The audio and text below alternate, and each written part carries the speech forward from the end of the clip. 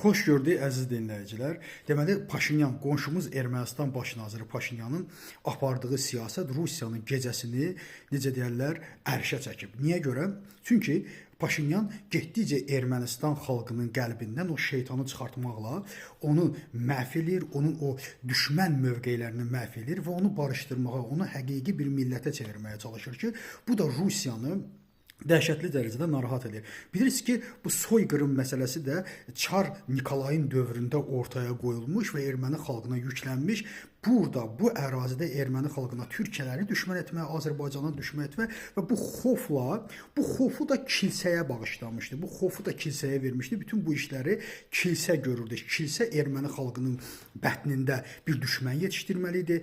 Erməni xalqının beynini yuyub orada bir türkfobiya, islamofobiya, Azərbaycanfobiya bir fikirlər formalaşdırmalıydı. Bu günləri Paşinyan bu qalanı dağıdır. Paşinyan həm Rusiya yönümlü müxalifəti pis vəziyyətə salıb, həm bu günlərdə artıq apostol kilsəsini də demək olar ki, darmadağın eləyir. Gah onları tutur basır, gah gümrüdəkiləri məhv eləyir, gah da bu günlərdə bilirsiniz apostol kilsəsinin də intim kadrları yayılıb ki, onu da demək olar ki, erməni xalqının cərgəsindən çıxardıb darmadağın eləyir. Bu çox vacib bir məsələdir. Çünki erməni xalqının yetişdirilməsində birinci yerdə duran əlbəttə kilsədir və bu kilsəyə bu hökmü verən də Rusiyadır. O bizim müttəfiqimiz olan Rusiya dünənləri artıq açıq-açığına bildirdi ki, Ermənistan səhv siyasət yürüdür. Ermənistan soyqırım məsələsindən çəkinə bilməz. Təsəvvür eləyin, Ermənistan baş nazirinə, erməni xalqının seçdiyi bir baş nazirə bildirir ki, siz soyqırımdan çəkinməyin. Açıq-açığına deyir ki, siz o soyqırımı beyninizdə saxlayın. Çünki yox, saxlamasanız bu erməni xalqına xəyanətdir. Bunu kim deyir? Bizim müttəfiqimiz olan Rusiya.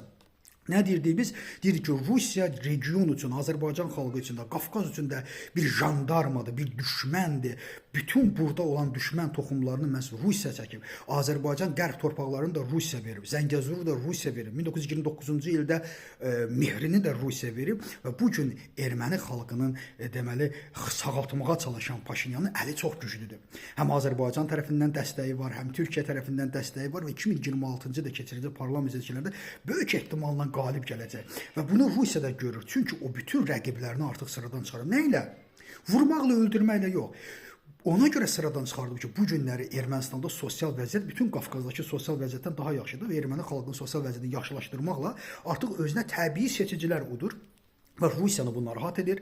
Açıq şəkildə artıq Rusiya Ermənistana qarşı düşmən mövqeyə çəkilib, artıq bunu gizlətmir və bildirir ki, siz soyqırım məsələsindən də geriyə çəkilməyin, bu erməni xalqına xəyanət olar. Baxın, gördünüzmü? Soyqırımı da erməni xalqının başına ruslar salıb. 1992-ci ildə Xocalı soyqırımını törədən 366-cı Mohtacı diviziyadır, Rusiyadır.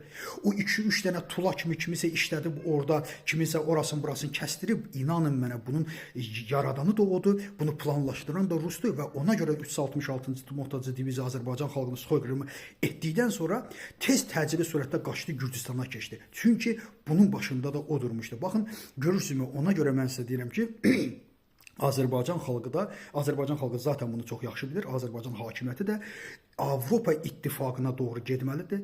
Bütün bu günləri Ermənistanla olan, Qafqazla olan yaxşı münasibətlər məhz Rusiyanın əzilməyinə görədir, Ukrayna müharibəsində əzilməyinə görədir və bu gün fürsətdir. Biz də öz Azərbaycan xalqını, öz dövlətimizi Avropa Birliyi ilə əməkdaşlığa cəlb etməliyik. Çünki inkişaf da hər şeydə oradadır. Ermənistan gedirsə biz də getməliyik.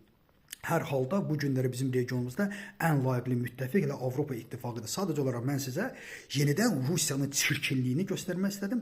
Açıq-açığına erməni xalqına deyir ki, sən soyqırımdan əl çəkmə, çünki xəyanət edərsə soyqırım. Çünki soyqırım hadisəsi bu regionda bir-birinə qarşı millətlərin bir-birini yeməsi Rusiya imperiyasının regionda durmaq vasitəsidir.